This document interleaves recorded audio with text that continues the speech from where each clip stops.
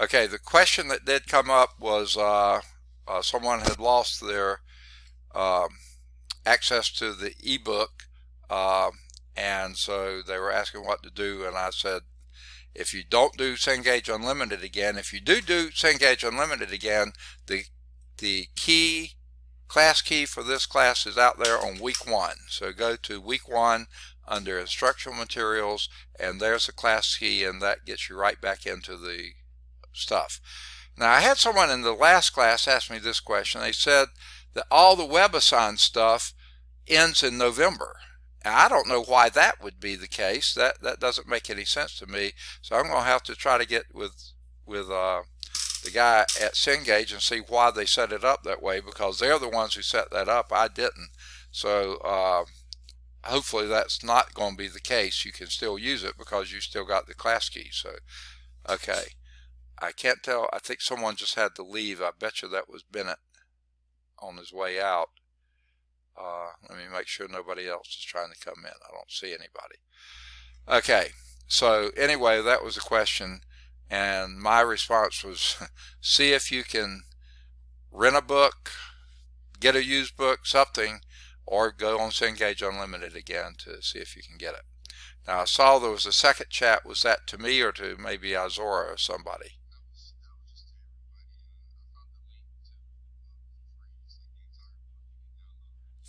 Fantastic. Someone gave me one of those for my linear algebra book this summer, and I'm still using it. So that is fantastic news, and if you can get on that, that may solve your problem. Excellent. Thank you so much. All right. Now, I hate to take class time for this, but just to let you know what's happening, because it does affect this class in some pretty significant ways. Not super significant, but a little bit. Two things are going on. They started a little over a week ago and have been continuing and actually building. So I'll start with the first. That probably has the most impact on you. I think I told y'all before, I have a mild form of leukemia, and so I usually see the doctor about every quarter, and he decides whether we need treatment or not. I had my last treatment in January, and when I saw him sometime around March or so, my counts were so incredibly low. The treatment had done such a tremendous job, but it also made me very anemic. So he ran some more tests then. Everything came out okay with that. So anyway, I saw him again in May, June time frame. My counts were up a little bit then, so he wasn't worried. He said no treatment. So I knew when it was time for me to see him, like last week, I knew the counts were going to be up. I knew I was going to need a treatment. What I didn't know is how high they had gotten, and they have really gotten high, and that has again suppressed my red blood cells and hematocrits, hemoglobin, all that, and platelets and those kind of stuff. So I'm really anemic now, and if I've been sort of tired and drinking Coke in class and stuff like that, that's why. I didn't know that was it, but that's it. I'm so anemic, I just run out of energy really quickly. So I had to go in for more blood work I saw him on Tuesday after this class was over with. I had to go in for more blood work on Wednesday. He wanted to check on the anemia again and check on the defective cells to make sure that the treatment was still hitting the right targets. Everything checked out fine, and here comes Damien, so let me get him in class. Okay, so everything checked out well, but the counts actually went up between Friday and Wednesday. I don't know if it's significant or not, but they did go up. I'm around 140,000 when I'm supposed to be at 11,000. So here is Jared. Okay, I thought he wouldn't be here because, so Jared's here because Bennett had to leave. Okay, but anyway, because my counts are so high, before they do the treatment, evidently this drug that I'm on now is, like I said, it is extremely effective on me. It has been. I've had it for years now. It does a great job. The only thing is it knocks down some of the other counts at the same time. And that has them a little bit concerned. But the thing is, I think they've had some problems, maybe not at UAB, but somewhere they've had with this drug when the counts are really high, like mine are now, of people getting, and they have a name for it, I can't remember what it is, but it absolutely destroys the cells, and all that stuff just gets into your bloodstream, and then you can't filter it out fast enough. So he's put me on something like a diuretic. I'm going to start taking that tonight, and I have a treatment starting on Thursday morning. But the thing I'm getting at, he wanted to do a 10% Thursday and 90% on Friday. Normally it's just a one-day treatment. I take it on Friday. I don't have any classes. I just miss my office hours. But I grade papers and stuff while I'm in there. Well, can't do that this time. They want it a Thursday, Friday, 10%, 90%. So they have me scheduled for infusion 7 o'clock Thursday morning. And they say they've set aside 8 hours. So that means I will probably not be home much before 3 o'clock. Hopefully I will make it before 3 because I have a 3:15 class. I'm going to try to get home in time for that. This will be on Thursday. But that wipes out our class totally, okay? Wiped out my morning class, will wipe out my next class. Hopefully I'll be back in time for the afternoon class. So, if you noticed, well, you may not have seen it, but when I did the stupid overview on the those templates that they have us do in Blackboard now, you'll notice I said I would not. I was having a treatment now. We'd not have class on Thursday, so we will not be having class on Thursday. That's the main impact that's going to have on you. Now, my question to you is, do you want to try to make up Thursday's class sometime next week? I have Monday and Wednesday 8 to 10 and 4 to 6 that I could make up a class. On Tuesday and Thursday I have 1 to 3 that we could use that to make up a class, or not this Friday but next Friday we could do anytime 8 to 12 on Friday. Do y'all want to make up the class? You can also have the option of just trying to watch the class on YouTube videos from the last time I taught it last spring, or just let it go and we'll just keep on going next Tuesday. What would be, if y'all want to think about it some, we'll bring this up again at the end of class. That's what happened in the last class, and they got to talking about it so much that that's why I was late getting back for this class. So anyway, let me know. So that's one thing that's going on. Here's the second thing. Of course, when it rains, it pours, doesn't it? I think I may have told y'all this last time, or the first part of it. But a very good friend of ours, she was in our Sunday school class for more than 2 decades, and just a very sweet woman. She was 76 years old. She went to a Bible study at the church last Tuesday, 1 week ago today, this evening, and she collapsed in the parking lot after it was over with. They rushed her to the emergency room. They stabilized her, put her in intensive care. She died on Thursday. She had no family in Alabama at all. The closest we know is possibly a sister in Virginia, but they had absolutely no relationship at all. The sister was quite a few years older than her, and she was 76, so the sister would be in her upper 80s at least, maybe even into her 90s, if she's even still alive. No one knows her name. No one knows how to get in touch with her. Judy left me as the person to make the decisions for her.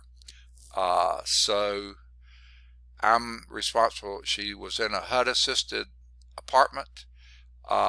They require it to be cleaned out 2 weeks after the death. So I'm responsible for getting all of her stuff out of there.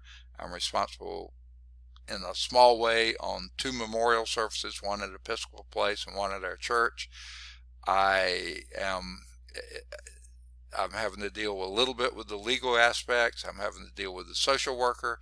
She donated her body to science, so I'm having to deal with UAB on that and do paperwork for them. And so all this is going on now. On the week, I've got treatment. So normally I'd put all this off until Friday and do it all on Friday, but I can't this week because I've got treatment on Friday. So I'm having to deal with it as I can. This morning in my first class, I had 10 messages come in concerning this. Okay, I haven't had a chance to answer them, and I won't have a chance until probably 1 o'clock or so, because I've got a class right after this one. And then I'll be in class until 7:45 tonight, though we may get through the lab a little early tonight, and maybe I can deal with them then. But this has just been horrendous. Okay, so I already had a telephone appointment with the chaplain at Episcopal Place from 1 to 3 today, sometime in that time frame. Now the social worker needs to talk with me sometime in that time frame. So there goes my office hours from 1 to 3 today, or at least part of them. Like I say, I may pick up a few more this evening if we finish the lab early in my physical science class. But then tomorrow, the 8 to 10 office hours probably will be eaten up with some of this, but hopefully I'll get some work done then. But then the 4 to 6, gone. I've got to go over with a guy from church who's really good with photography and putting things together on electronically. And Judy was an artist, and she has a bunch of work in her apartment, and that was one of the messages today. We need to document all of her stuff and get it out there, so if anyone wants any of it, they can have it. And also her furnishings, if anyone needs that, we're donating everything to everybody, anyone who is in need. So I've got all that going on. So my 4 to 6 office hours are gone tomorrow, and then Thursday and Friday gone completely. I may be back Thursday afternoon, but the class goes till 7:45, so it's not much opportunity for that. So all that in mind, what are y'all feelings right off the top about making up the class or not? Let me know, or we can wait till the end of the class and talk about it. Want to wait till the end? Yeah.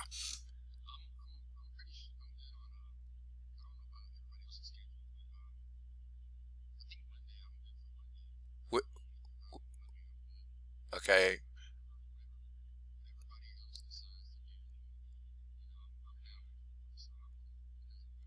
Okay. 8 to 10 or 4 to 6, do you have a preference?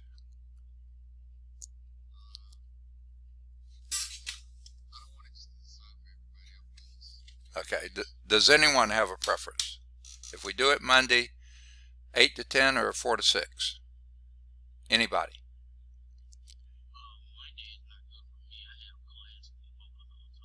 Okay. All right. Is there a better time?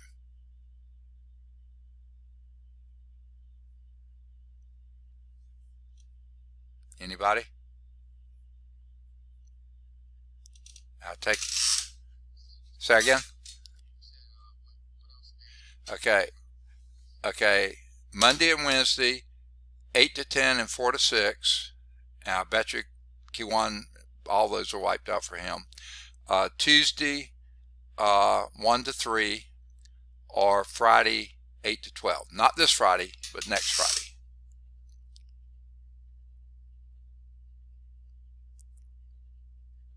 Or you can just watch it on the last time I taught it in the spring. I'll leave that video up, or we can just pick up where we leave off today, next Tuesday. Now, if we have a class, even if you can't be here, I will record it just like I'm recording this one, and it'll be out there on the YouTube video. So, you want to wait till the end of the class and talk about it more? Okay. All right. Well, then we'll do that right at the end. Okay, do you have any other issues, concerns, problems? They don't have to be as big and take as much time as mine, but I just want to let you know all this is happening this week, and probably some of it will extend into next week too, but I think we'll be on the downhill side of it then. And the Episcopal place has been great about it. I think they'll do a lot of the work. I've just got to be there to document her artwork, and that's it. Okay, I think someone just maybe tried to come back in. Nope. Okay. All right. Well, if no other comments or anything, let's get started from the current slide. And we were getting ready to start harmonic motion. So we're in chapter 4, trigonometry, 4.8, the last section in trigonometry. And I wondered why it was so dark in here. I forgot to turn the light on when I came back upstairs. Okay. Early morning I get a lot of sunlight in here on the east side, but then as the day moves on it gets darker. We're in chapter 4, trigonometry, 4.8, the last section in chapter 4, applications and models. And the last application we're going to talk about is harmonic motion. That's what we're dealing with here. Now, if some of you think like that sounds like music or something, there is a reason for that. This whole concept is what makes music, okay, in a sense. We won't get into that too much, but that's why the word is familiar that way. The periodic nature of a trigonometric function is useful for describing the motion of a point that either vibrates, oscillates, rotates, or is moved by wave motion. And guess what? Sound is wave motion. Okay? And so that's where it makes sense there. And so that's what we're talking about with harmonic motion. Just about everything in nature has some sort of periodic characteristic to it. The daylight darkness, that's a periodic thing. The moon, periodic. The sun, the stars, you know, anything that rotates, oscillates, vibrates, anything like that usually follows some type of periodic motion. Okay? So we're surrounded by harmonic motion whether we realize it or not. Think about the seasons of the year, harmonic motion. I mean, everything is related to that. Okay? Now, I can't get my slide to progress. That's not in the okay, here's an example. Let's consider that this ball here, right there, is bobbing up and down on the end of a spring. Now let's imagine it's not bobbing right now, but we're going to start it bobbing. If the ball is on that spring, it stretched the spring a certain distance, but it's sitting there, perfectly fat, dumb, and happy, not wanting to move at all. Everything's fine. But what if we were to pull this ball down here to 10 centimeters below its equilibrium position and get it down like this? And then we were to release the ball from that. The spring is going to make the ball come back, and it's going to be pulling on the spring all the way up here till it reaches its equilibrium position. Then it's not going to pull anymore, but by that time the ball will have had so much momentum that it's going to keep moving up. And it's going to keep moving up just about that same 10 centimeters, compressing the spring. Now, as it goes up there, the spring's now pushing back on it, so it's going to stop it and start pushing back. It'll go right through its equilibrium position, but because of its momentum, it keeps going, and it'll go back down here, and it goes up and down and up and down and up and down. Now, you know it doesn't happen forever because there is some friction loss in the spring, metal fatigue, things like that. It won't go forever. But theoretically, if that were a perfect spring, it would. It'd just keep bobbing then for the longest time. Okay? That's periodic motion. Okay? Now, suppose that 10 centimeters is the maximum distance the ball moves vertically, either upward or downward from that equilibrium or rest position. Suppose further that the time it takes for the ball to move from its maximum displacement above zero to maximum displacement below zero and back again is 4 seconds. Guess what we call that?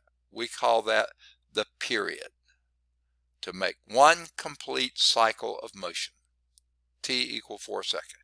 Its maximum was 10 centimeters, displacement either up or down, and its period was 4 seconds.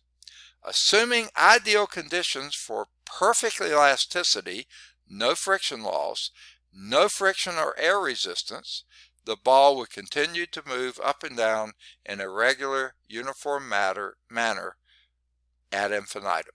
It just keeps doing it, going to plus or minus 10. Okay?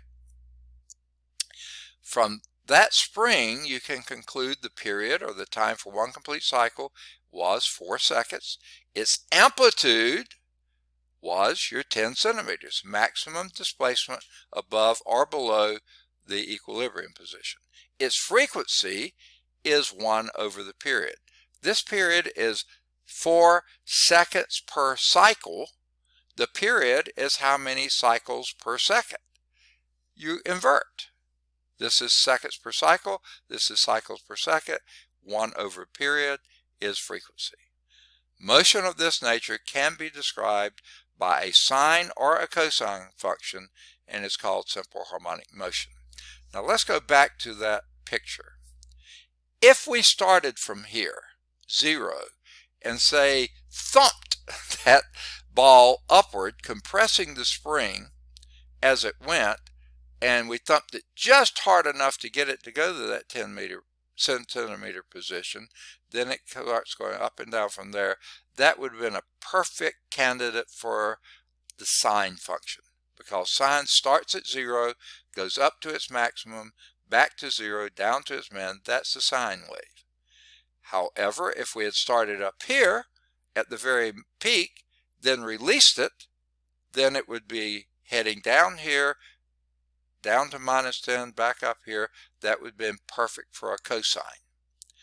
If, though, we started down here, we pulled it down here and then released it from there, that would have been a negative cosine because it started from negative 10. If it would have been here and we thumped it downward somehow, then that would have been a negative sine. So there's lots of ways you could do it.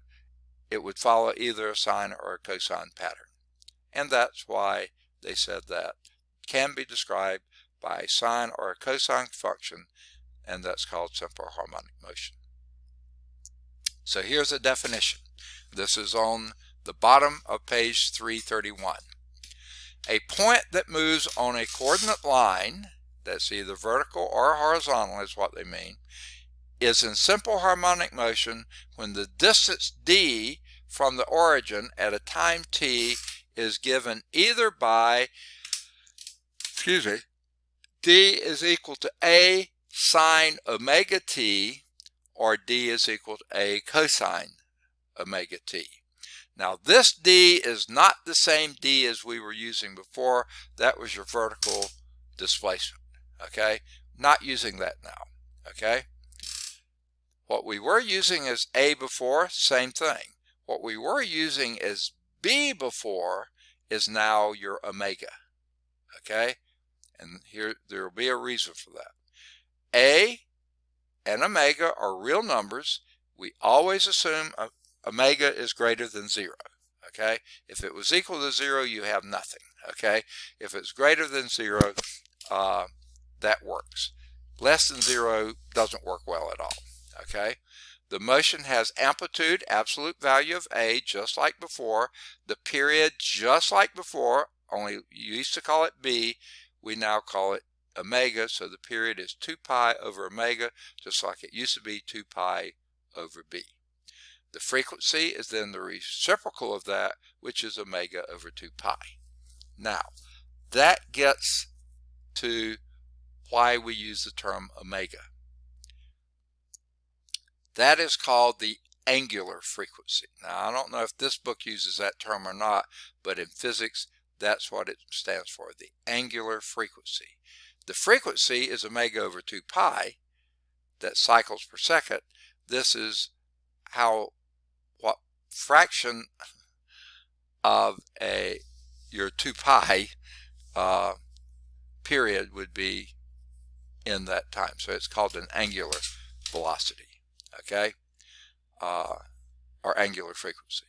Okay, now here is example 6. This is the top of page 332. Write an equation for the simple harmonic motion of the ball described in this figure, the same one we were looking at before, where the period is 4 seconds. It says what is the frequency of that harmonic motion. So that's the 2 different things we're going to do. Okay? Now, you can choose to write it however you want to, but since it looks like this is your initial condition here, and it goes to this, that to me looks like a minus sign. Okay, so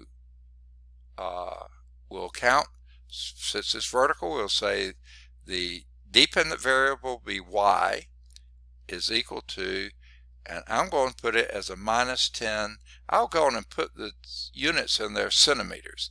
That's your maximum displacement. From rest, it's going to minus 10, then it's going back to rest, then it goes to plus 10, and so on. That's a minus sign, so I'm going to call it sine of, and the frequency is 4 seconds. I'm sorry, the period is 4 seconds. So if the period is 4 seconds, and that's equal to 2 pi over omega. Now we usually say it the other way, omega over 2, I'm sorry.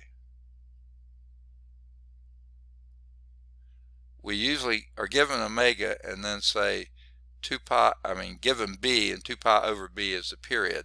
So we're doing it this way. So if that's 4 seconds, this makes omega equal to pi halves, because we multiply both sides by omega and divide by 4, and you get omega equal pi halves. And that would be, oops, here comes Morgan. Let me get Morgan in here. Okay, hold on just a moment while I mark Morgan. Morgan, you've been marked now. Okay. And in case anyone else came in after I made all those announcements at the beginning, let me say this again. There is no class on Thursday for this class. I have to go in for a treatment. I wasn't expecting that. I was thinking it would be on Friday. They want me to do a 2-day treatment, 10% on Thursday, 90% on Friday. They're insistent about it because my counts are so high. So that means I will not be, I'll be at the infusion clinic from 7 o'clock Thursday morning until probably close to 3 o'clock in the afternoon. Now, it seemed like somebody else. Nope. Let me make sure nobody else is trying to get in. No, I don't see anybody. Okay. So, Morgan, we're in Chapter 4, Trigonometry, 4.8, the last section in trigonometry, applications and models.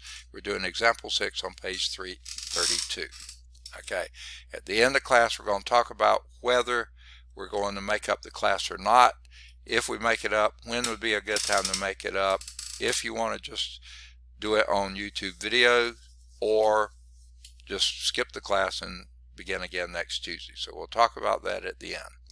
We're trying to describe the motion of this object on the spring using a sine or a cosine. Since it looks like it starts here at 0, that seems like to me it's a good thing to start with sine. And since it looks like it then goes to downward, that would be a minus sign. And here comes Courtney. So I'll say it all again. Sam, okay, here is Courtney. Bottom part of the alphabet is here in great stead. The top part of the alphabet looks like they're here in good numbers. We're only missing Jalen, James, and I think that's it. Jalen and James. The 2 J's there. Okay. Oh, And Azora must have had to bump out and come back, but I already had her here today. Okay. Now, for those who just came in, let me repeat again. The doctor has ordered an infusion for me, not just on Friday like I thought it would be and hoped it would be, but for Thursday and Friday, because my counts are so high. He wants to split it up and do 10% on Thursday, 90% on Friday. They're going to do the Thursday very, very, very slowly to make sure I don't have a negative reaction. Evidently, they either here or some places had negative reactions when they've had high counts with this treatment, and so they want to make sure I don't. So they said I would be tied up for about 8 hours. So it looks like 7 to 3 I will be at the clinic. I'm hoping I'll be through earlier than that and be home so I can at least have my afternoon class. So we're going to talk about at the end of the class today whether you want to try to make up the class sometime next week, make it up just watching the YouTube videos from last spring, or not make it up and just pick it up next Tuesday and go from there. So we'll talk about that in a minute. We're doing example 6. Like I said, the spring is starting at 0, so I decided to start it as a sine function, but it's going down rather than up. That's what it indicates here, so that would make a minus sine function. The amplitude is 10 centimeters, so that would be minus 10 centimeters. Then we were just getting to what we used to call B, we're now calling omega, and that would be, because the period they told us was 4 seconds, so the period is 2 pi over omega, just like omega is 2 pi over, well no, period is 2 pi over B, 2 pi over omega. And then if you solve for omega, multiply both sides by omega, divide by 4, then you get omega is equal to pi halves. So that would be pi halves times t. That is your independent variable here at time. Okay?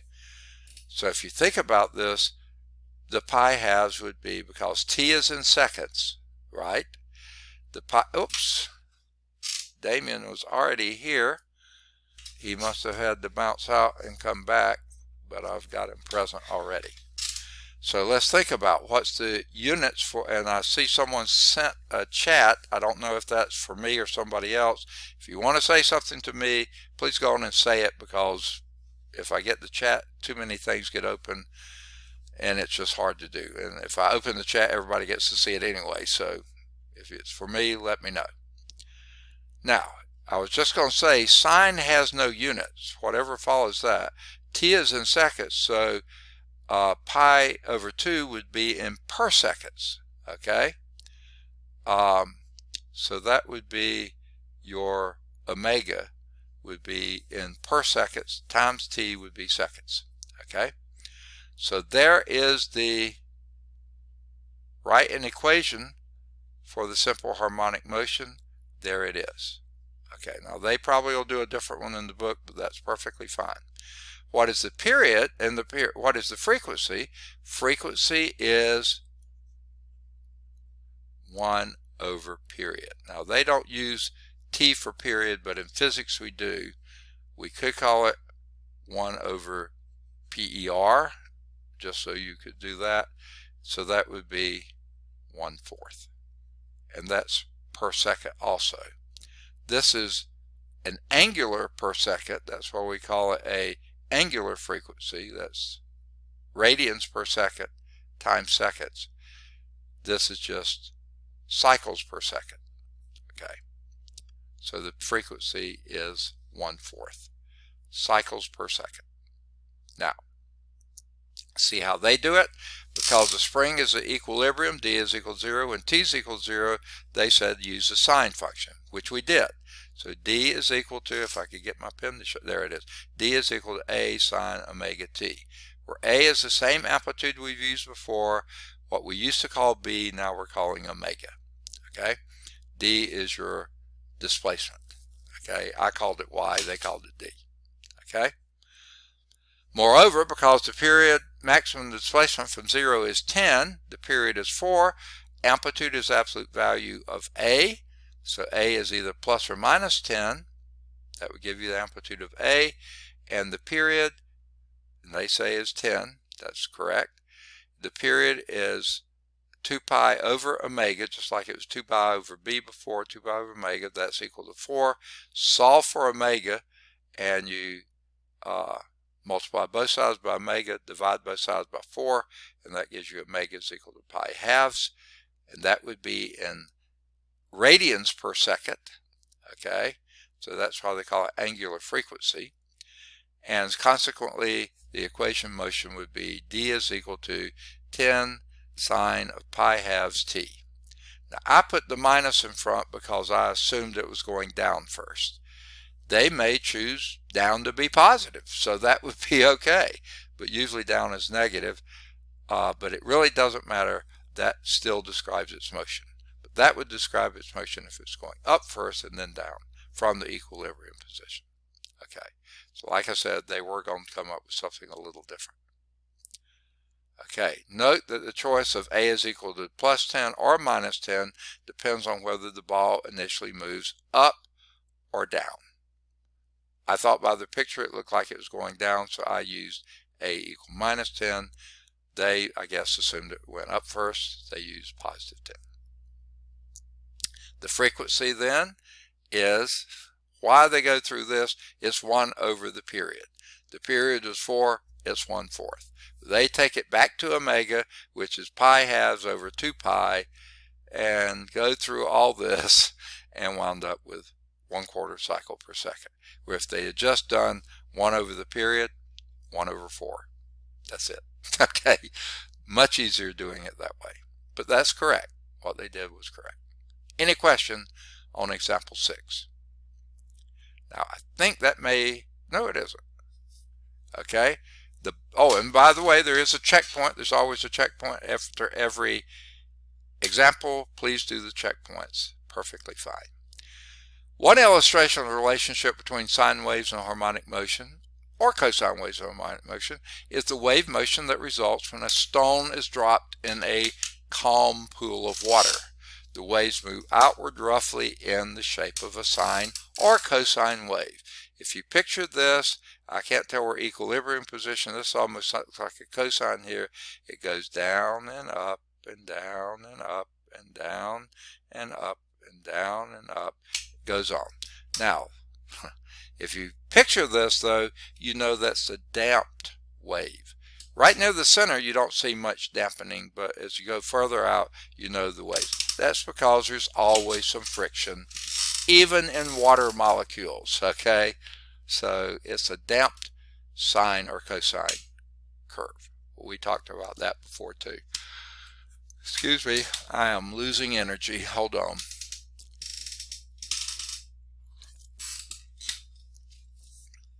So all this time when I thought, goodness, what is going on? Why can't I breathe? Why I get so tired? Now I know I'm really anemic, so sorry about that. Okay, as an example, suppose you're fishing and your fishing bobber is attached so it doesn't move horizontally. You have weight on the end. It only moves vertically. As the waves move outward from the drop stone, your fishing bobber will move up and down in simple harmonic motion. If this is your bobber here, it was at the surface, and then the wave comes along, it moves up, and as the trough comes along, it moves down, and up and down it goes until the wave dissipates. Okay? Simple harmonic motion again. That is the last slide. There is one more example. Let's go to the whiteboard, do the example. Are there any questions yet? Now, I can't remember if I said it when the last person came in, but in case I didn't, this class will not meet on Thursday. I have an infusion scheduled for Thursday. Unfortunately, I did not want them to do that, but they did it anyway.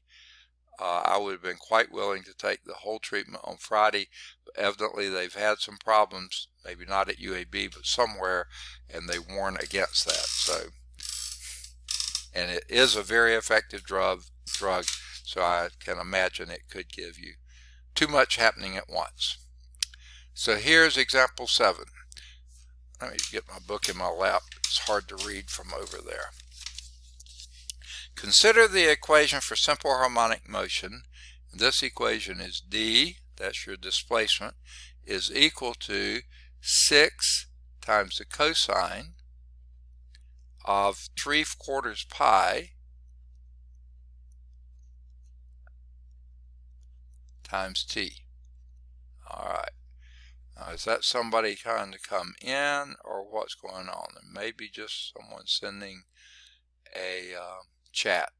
If you need me to see the chat, please just let me know what it is. All right. So they want us to find several things. I can't get my pen to move. There it is.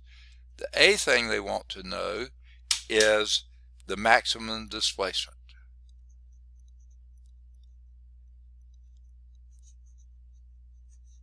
Maximum displacement.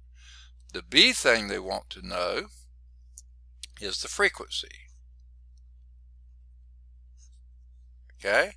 The C thing they want to know is the value of D when t is equal to 4. D when t is 4. In other words, D of 4. Okay? And D, I'm running out of room here. Let's see if I can fit it in here. D would be the least positive value of t for which D is equal to 0. That's going to be hard to write. I'll just leave that out there. Okay. Anyone want to tell me what they think the maximum displacement will be? Anybody?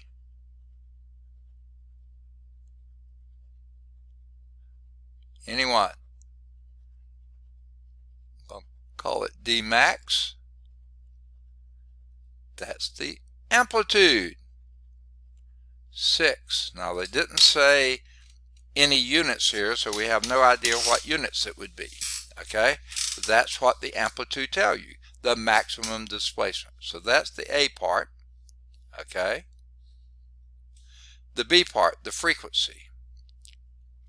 Now, they didn't tell us a time period on this one. So all we know is that B, the omega, is equal to 3/4 pi. And we also know that omega is equal to 2 pi over the period. Okay? I'm going to use P for period. Sometimes in physics we use capital T for period. So let's solve this inequality here.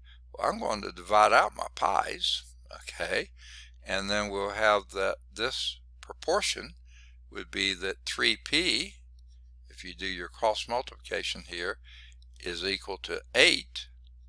If you do cross multiplication there, so p is equal to 8/3.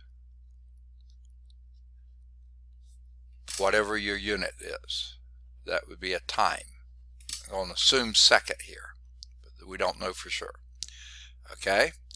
And the frequency is 1 over the period, so the frequency, the B part here, the frequency would be 3 over 8. And that would be in cycles per second, and in some other context, we call that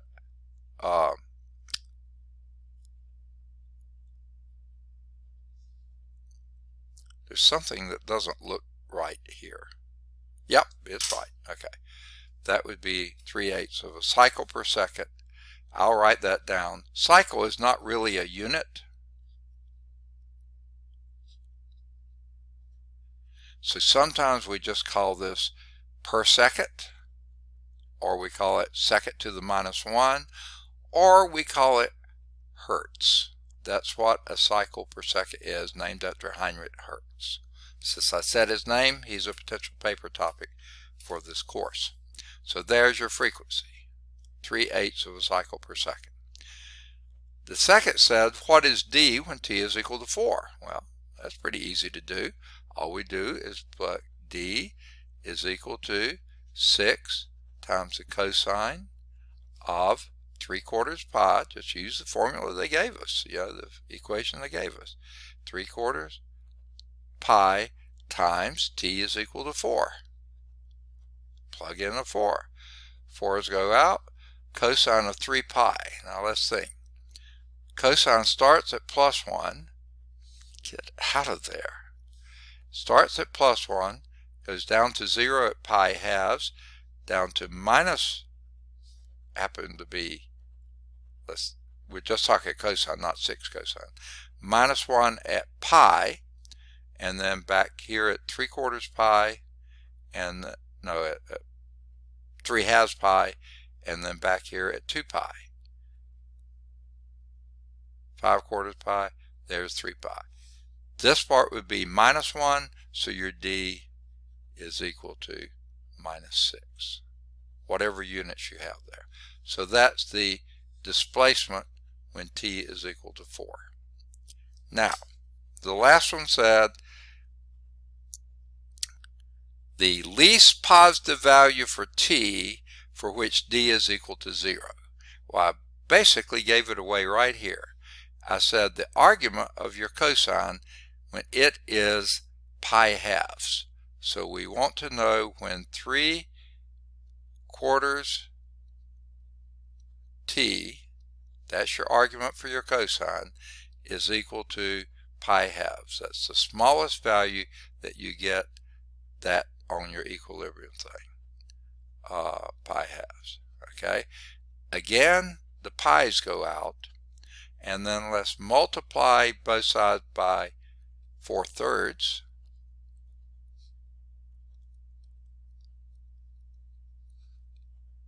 Okay, 4's go out, 3's go out here, so you get t is equal to, 2 will go in the 4 twice, 2/3 of a whatever, second, minute, hour, whatever that happened to be. So t equal 2/3. Does that make sense? Use your knowledge of periodic functions, of trig, of sinusoidal curves. Let it happen. Okay? There is a checkpoint saying rework that for d is equal to 4 times the cosine of 6 pi t. See what you get. So please do the checkpoints. There is a little summary there that's good to look at. Make sure you understand. And then we have our vocabulary. I don't know how many of you have books. Hopefully most of you do. So read along with me. Fill in the blanks. I'll try to go slowly if those who don't have books or you can't look at your book because you're looking at the Zoom session. A blank measures the acute angle that a path or a line of sight makes with a fixed north-south line. So from north-south, what is it that measures the acute angle north or from the north-south line that your path or line of sight would be? What do we call that? A bearing. You got it. Perfect. Number 2, a point that moves on a coordinate line is in simple blank blank when its distance d from the origin at time t is given either as d is equal to a sine omega t or d is equal to a cosine omega t. Simple blank blank. What we're just talking about.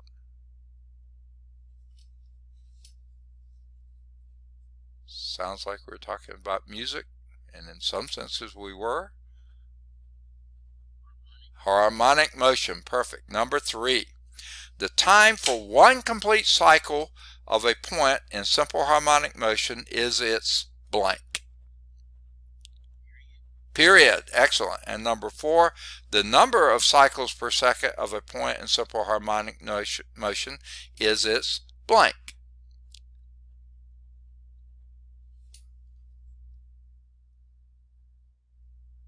Come on, where's my... There it is.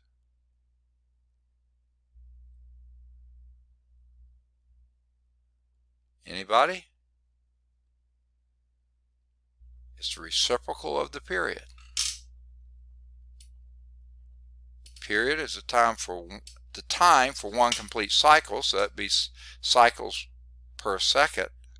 No. Seconds per cycle would be the period.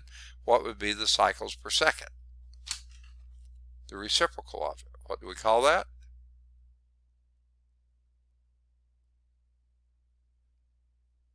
The frequency. What we just did there. So homework exercises here. Any of the odds 5 through 11, they're all at Calc Chat. 9's at Calc View. Either 13 or 15, they're both at Calc Chat. 15th, this is beginning on page 334, goes to 335, 336, and 337. 4 pages worth. Okay? So 13 through 15, 13 or 15, they're both at Calc Chat. 15's at Calc View. Any of the odds 17 through, oh, this goes on and on and on, doesn't it? 17 through 43. A lot to choose from there. Okay? They're all at Calc Chat. Okay? Then do either 45 or 47. They're both at Calc Chat. And then any of the odds, no, do 49. It's at Calc Chat. Then do either 51 or 53. They're both at Calc Chat. 55 or 57. They're both at Calc Chat. And then there's a true false 59. It should be at Calc Chat also. All right. Now, there is a chapter summary. Your first test covered section 4.1 through 4.4. There are some good summary condensations here that you could look at, especially if you're still working on the test. These you might find helpful. The second test, though, picked up with section 4.5 through 4.9. Those are on pages 339. Well, we don't have, 4.5 to 4.8 on page 339. Then, if you haven't had enough homework exercises or practice exercises, for the first test, anything in 4.1, 2, 3, or 4 would be fine. If you're still working on those, the odd numbers are in the back of the book and at calcchat.com. For the second test, any of the odds 63 to 67 would be good. 69 would be good. They're all at Calc Chat. In 4.6, either 71 or 73 would be good. 75 would be good. In 4.7, either 77 or 79 would be good, and 81 or 83 would be good. 85 would be good, either 87 or 89, and 91. All at Calc Chat. Then at 4.8, any of the odds 93 through either 93 or 95, and then some true false there. Either, well, 97 should be true false. It should be at Calc Chat. 99's a writing exercise if you want to look at that and see what Calc Chat says about it, and so is 101. Lots of them there. There is a chapter test at the end. Okay. The first 10 of those are from sections 4.1 to 4.4.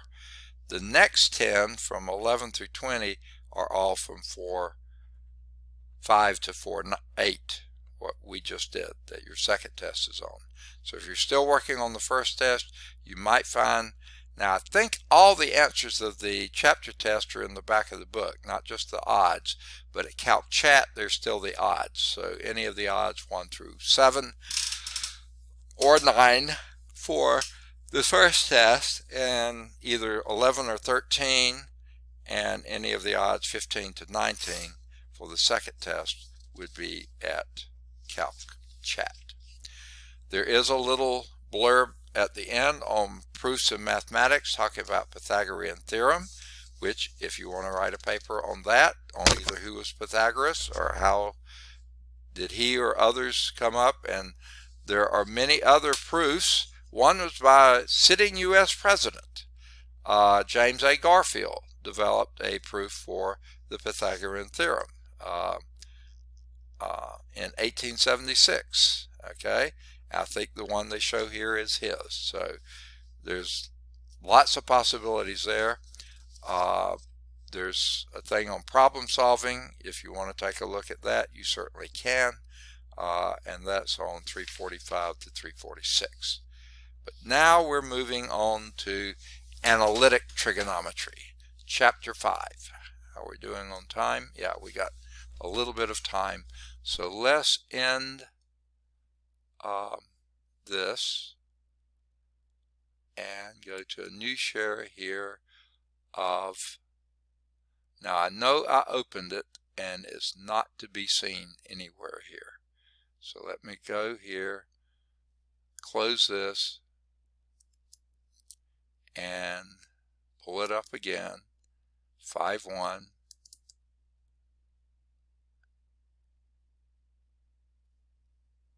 Okay, go back to a new share again and see if, yeah, there's 5.1. Okay, and we'll go from current slide.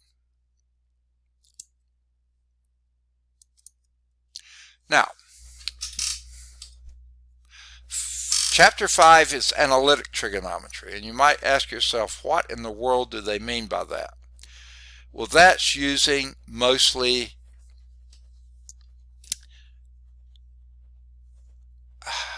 I want to say mostly numbers. We're looking at trigonometry from an analysis point of view, whatever it takes to do this. Okay, that's what we mean by analytic.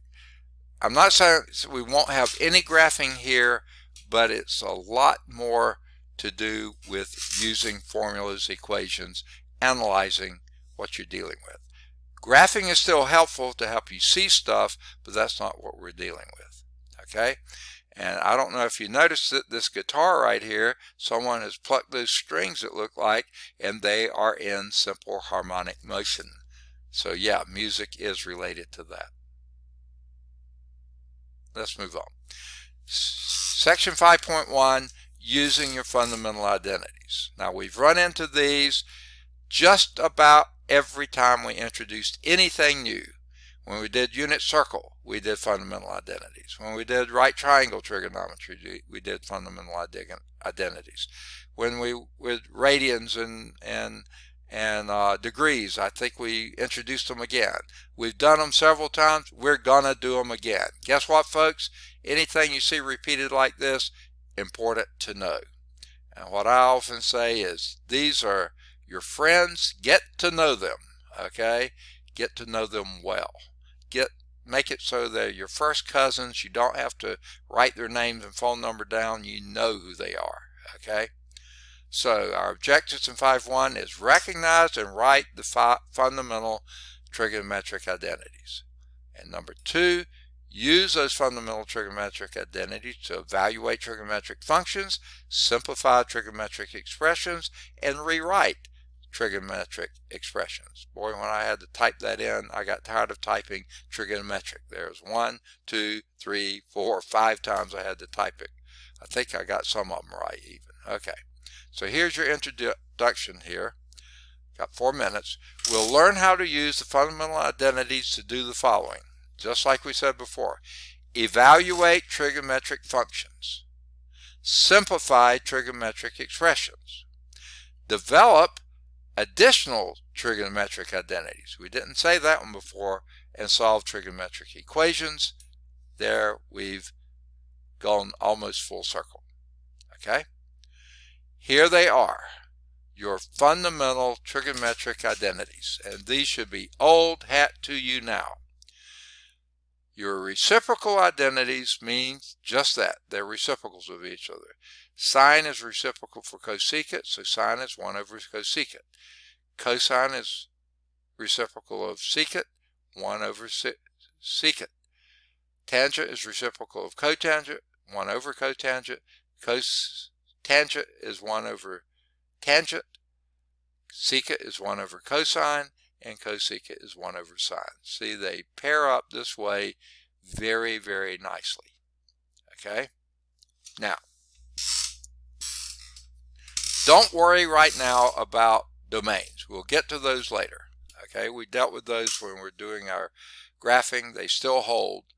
Okay. Your quotient identities, ones we use a lot, tangent is sine over cosine, cotangent is cosine over sine. I also sometimes refer to these as ratio identities. These are reciprocal identities. These are ratio identities, also called quotient identities. These are really important. You use these a whole lot. Your Pythagorean identities. And you might say, why do you call them that? We'll talk about that. I don't think we have time today. But sine squared plus cosine squared is equal to 1. That is always, always, always true. Okay? Now, we can modify this a little bit and divide both sides of this equation, everything on both sides, by cosine squared.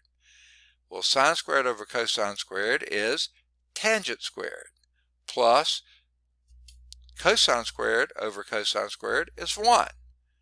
And 1 over cosine squared is secant squared. So, tangent squared plus 1 equals secant squared. There's another form of your Pythagorean identity. Or, divide everything on both sides by sine squared. That gives you 1 plus cosine squared over sine squared is cotangent squared, equal to 1 over sine squared is cosecant squared. So,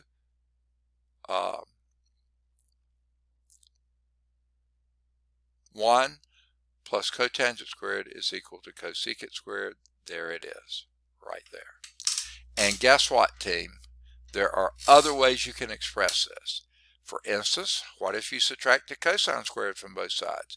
Sine squared is 1 minus cosine squared. Or subtract sine squared from both sides. Cosine squared is 1 minus sine squared. Or take a square root of both of those, okay? This one you could subtract 1 from both sides. Have tangent squared is equal to secant squared minus 1.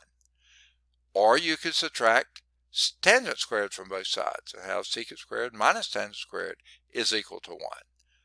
There are just tons of different ways you can rearrange these. You can take square roots of those.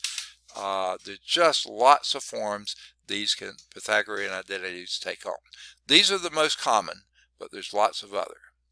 Now the cofunction identities, we talked about this way back in chapter 4. The sine of a complement is the cosine of the angle.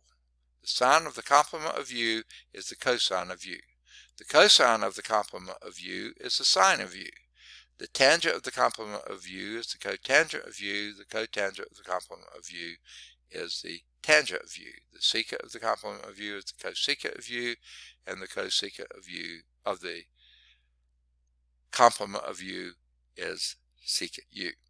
And that's where the co comes from. They are the complementary functions of the other one. Okay? And then just a couple of what they call even or odd identities. Okay? Sine, cosecant, tangent, and cotangent are all odd functions. So the sine of minus u is minus sine u. The cosecant of minus u is minus cosecant u. The tangent of minus u is minus tangent u. Cotangent of minus u is minus cotangent of u. That means whatever they do on one side, they do the opposite on the other side, okay, of the y-axis. However, cosine and secant are even functions, meaning cosine of minus u is the same as cosine of u. Whatever it's doing on the left is doing on the right, vice versa. And secant of minus u is the same as secant of u. So, 4 of the functions are odd, cosine and secant are even. All right. That did run us over time. Okay, sorry about that. I talked too long in the beginning. We will pick up next time at the very bottom of page 348. Okay, now my last question to you, what do y'all think? Do you want to try to make up the class? And I will record it. Even if you can't be there, it will be recorded. Or do you want to use a recording already on YouTube to do the class? Or you want to just skip the class and pick it up next Tuesday? Let me know. Anybody? I put you all to sleep, huh?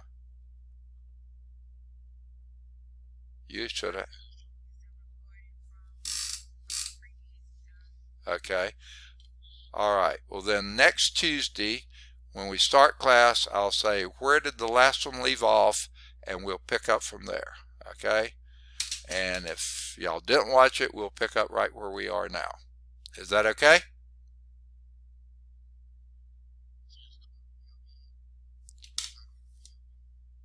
What will the title of what be? Oh, it's on, go to week 1 under instructional materials. That'll be the second entry under week 1. And you'll see there, it'll say recorded lessons or lectures or whatever. And it'll say it's a link, and it has YouTube somewhere in it. It has a playlist or something like playlist somewhere in it. That's the thing you click on. You go to that and you'll see all the ones we've done this term are at the bottom. The ones we did last spring, they're at the top. There may be some others up there too, but wherever we leave off today, which is in 5.1, pick the one that starts in 5.1 and goes however far it goes. And you let me know where it ended and we'll pick up and go from there. Or if there's anything you want to review in it, we'll review it. So you let me know next Tuesday where you want to start in the book for Tuesday. Okay? All right, good deal. Thank you. Okay, what's that? Did I push what? Okay, you mean the second test? I can't remember now. Let me see if I can find that. Okay. I thought I did. Okay. I don't see it on here, but you say I did. Okay, I thought I did. Is it under last week or this week? Week. Oh, messages. Okay. I usually post in both places. I was going to say it could be under either week 9 or week 10. I think we're in week 10 now, under test 2, or it could, I know it's under the message. Okay. So yeah. Okay. Good deal. Any other questions? Okay. Sorry I'll miss class on Tuesday. I'd much rather be with y'all than have an infusion, but can't avoid it. So any other questions, thoughts, issues, problems? I'm going to stop my sharing right now and let me know. Anything else before I end the meeting for all of us? Anything? Okay, take care. Have a good weekend. Be very careful. Be safe this weekend. Counts are going up. Don't get fooled into thinking it's over. It's not. Okay? It's only just begun. Okay? Be careful. Take care. We'll see you on Tuesday. Bye-bye.